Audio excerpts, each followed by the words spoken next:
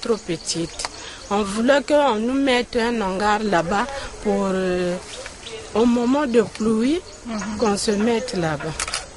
L'ingéniosité et l'organisation ne manquent pas au sein du groupe. Le système d'irrigation, une fois opérationnel, permettra d'avoir une exploitation maraîchère 12 mois sur 12. Donc c'est là où on va installer la crépine de la motopompe. On va aller jusqu'à l'autre côté pour que vous verrez la source d'approvisionnement en eau qui est la rivière Ngambanzango. Donc qui est une rivière vraiment qui ne tarit pas. Et cette idée-là nous permettra, comme j'avais dit tantôt, de permettre l'exploitation maraîchère sur 12 mois sur 12. Voilà, 12 mois sur 12. Quand il pleut beaucoup, la production est perdue. Là, nous avons allié aussi l'utilisation des serres. Nous allons mettre en place des serres. Nous avons eu son appui technique. Donc, les serres seront mises en place. Donc, nous allons contrôler ainsi la pluviométrie. Donc, maintenant, pour ne pas être tributaire des aléas climatiques aussi, donc, il y a cette espèce d'irrigation qui va être faite. Ce qui limite surtout l'activité maraîchère ici, là, c'est l'arrosage. En tout cas, avec l'arrosage, l'activité est très difficile. Maintenant, avec le système d'irrigation, elle va arroser avec un tuyau. Je pense que ça facilite, ça pourra faire que des activités marchent de là-bas. Est-ce qu'ils vont utiliser des engrais chimiques ou c'est tout de les engrais chimiques, oui, mais beaucoup plus la matière organique qu'on va utiliser. Dans une durée d'1 an, plus d'engrais chimiques. Parce que le poulailler serait déjà fonctionnel, la porcherie serait déjà fonctionnelle. Donc comme on parle de production intégrée, donc les déjections seront utilisées pour fabriquer le compost et pour enrichir les sols. Même là, pour le fumier de volaille, directement on peut l'utiliser.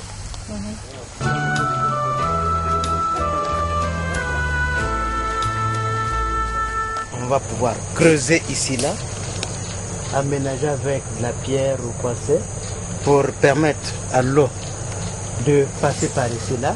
Et ce canal là devra être un peu approfondi parce qu'en période d'estiage, le niveau d'eau est plus bas.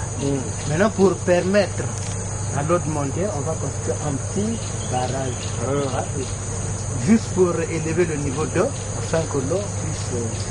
La qualité de l'eau de la rivière, des ruisseaux ne sont pas très bonnes, surtout s'il y a d'autres des déchets, de population qui vit au bord de la rivière. Comment est-ce que vous faites Ici, il n'y a pas d'abord ce problème de qualité, il n'y a pas encore ce problème de déchets là, parce que là où vous voyez, c'est là où les gens se lavent.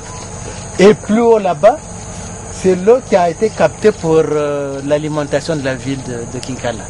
C'est la SNDE qui a fait le captage, on pourra vérifier. Donc nous n'avons pas ce problème. Il n'y a pas de problème. Il n'y a pas de problème. Ça ne sera pas contaminé. Non, en tout cas jusque-là, ça n'inquiète pas.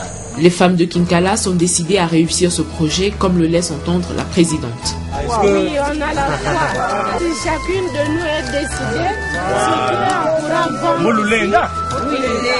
c'est pour survivre en famille. Voilà. Ça va nous faciliter la tâche pour la famille. Une dynamique de pérennisation des activités sous-tend tout le processus. En effet, un système de remboursement mis en place permet de fixer les délais de récupération du capital investi, ce qui permettra de financer d'autres projets de manière rotative. Voilà, donc il y a un aspect important, les remboursements. Les remboursements, c'est-à-dire on veut mettre en place un système de revolving fund, c'est-à-dire un système de fonds de rotation qui va permettre à l'issue de 5 ans, 6 mois, l'ensemble, donc ce seraient les délais de récupération du capital investi, qui va permettre en ce moment de pouvoir aussi financer d'autres coopératives de femmes dans d'autres domaines.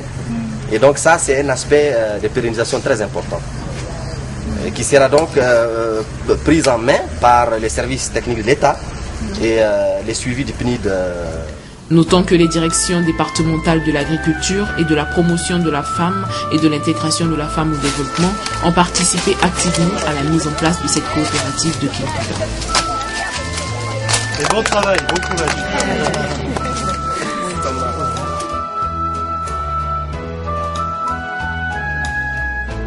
À 45 km de là, dans la localité de Voka, située dans le